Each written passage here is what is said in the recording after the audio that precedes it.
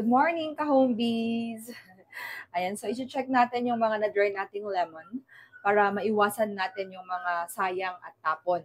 Yan, para maiwasan natin ang the hidden cost of wastage. Okay? So usually, ito yung ginagawa namin. Yan. So, hindi pa namin to tatanggalin. Tignan natin yung mga part na hindi pa na-dry. Yan. So, especially dun sa mga upper part na hindi napupunta agad yung airflow or yung heat flow ganun. Yan. So yung ganitong kakapal, ayan, yung mga double ganun. Kailangan i-check siya. Yan. Pisilin. Pisilin natin siya para tignan natin kung may case hardening na sinasabi natin. Ayan. Kailangan natin gawin ang mga to para iwasan yung sayang. Kasi kapag hindi natin to gawin, yung mga konting sayang na akala natin walang epekto sa ating sa ngayon, makikita natin siya in the long run, sa margins naman natin. So habang maaga pa sa proseso natin, iwasan na natin yung mga wastage. Yan. Yan. So, ganyan. Minsan kasi nangyayari sa production, may mga, anong tawag doon? Merong mga nasusunog, ganon. Kailangan natin i-flip.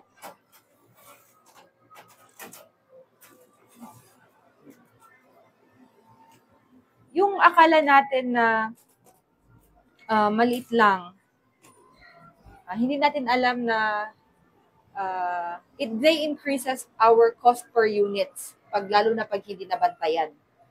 Ayan, no? Ayan. So, ito yung mga maliliit or ito yung mga bagay na pwede natin gawin sa ating negosyo na bantayan natin yung mga wastes. Yan. Kasi minsan baka hindi mo namalayan, magkakaroon ka ng customer return. Yun yung iniiwasan natin. Lalo kung hindi natin nabantayan yung proseso natin. And of course, yun yung iiwasan natin, yung returns. Wait lang, tignan natin sa baba. Kasi yung airflow dito is limited. Oh! Okay. Palit natin. Taas. Nice.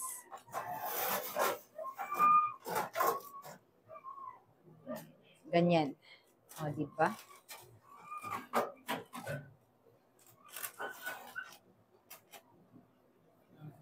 Yan. The hidden cost. Okay na. Mamaya natin i-check ulit. Sandali. Yung meron pala akong nakita dito kanina.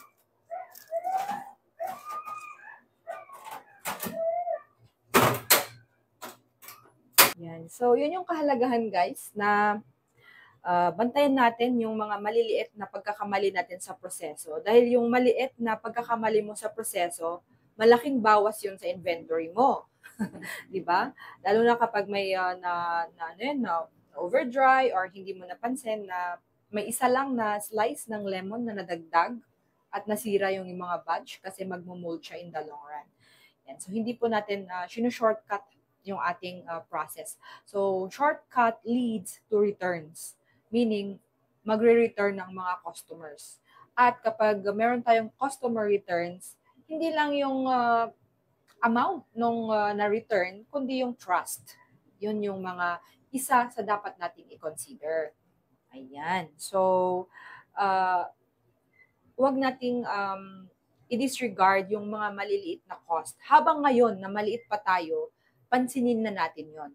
Kasi sa pag malaki na yung negosyo mo, mas malaki. Yung maliit na sinasabi mo, ay, grabe ang effect nun. Diba? How much more? Do the math, guys. Kapag i-compute mo na sa isang week, parang kung i-compute mo lahat, 1 kilo yung nasasayang, imagine na in a month, makukompute mo na 4 kilos yung nasasayang. Parang ganun. You quantify it para makita mo talaga yung loss. Yan. O sige, sabihin na natin hindi 1 kilo, mga 1/4. Okay. So, sabihin na natin na 1/4 per week may nasasayang. Okay. yung small losses, they add up. Yun yung hidden cost. Kailangan tayong magdagdag doon. Kailangan nating i-consider yon para hindi natin ma-over quantify yung profit mo, no? Marami ka palang hidden cost. Ayun. So, yung 1/4 kilo, o in a month, 1 kilo. O in 1 year, 12 kilos. So, how much is that? You try to quantify para makita mo kung relevant ba yung cost, yung amount ng cost or not. Ganon. So, ganon. Ganon, guys. Habang maliit pa tayo, we try to do the math na. Especially with dealing with cost. Kasi meron tayong sinasabing hidden costs. Isa na yung wastage. Yan. So, on the process, iwasan na natin. Sa amin, yung hidden cost namin dito is yung mga na-case harden, yung mga per slices na tinatapon namin kasi feeling namin, okay lang, isang slice lang naman. Diba? Ayun. Kasi nako-compute to eh. Yan. May mga nasusunog. Halimbawa, yung pag-dry namin ng ibang fruits, lalo na yung watermelon, pag di mo napansin na overripe yun, mangingitim. Alam mo yung drinay mo, maitim lahat. Hindi siya sira, pero nangingitim, hindi siya magandang idagdag sa ating fruit teas. Ganon. Yan. Dito rin natin makikita guys yung kahalagahan, lalo na kapag sa amin dati yung kapag halimbawa yung wrong drying time, yung mga yung pag-cut ng slices or biglang pag hindi na follow yung processes, masasayang yung pera mo. Bakit? Sayang yung electricity, sayang yung manpower, yung production cost. Yes, those are hidden costs. So, nasayang yung oras mo, sayang yung pera. Ganon. May isang mga concern, di ba sinasabi nila, grabe naman, parang ganun, yung ganun lang, masyado ka namang, OA.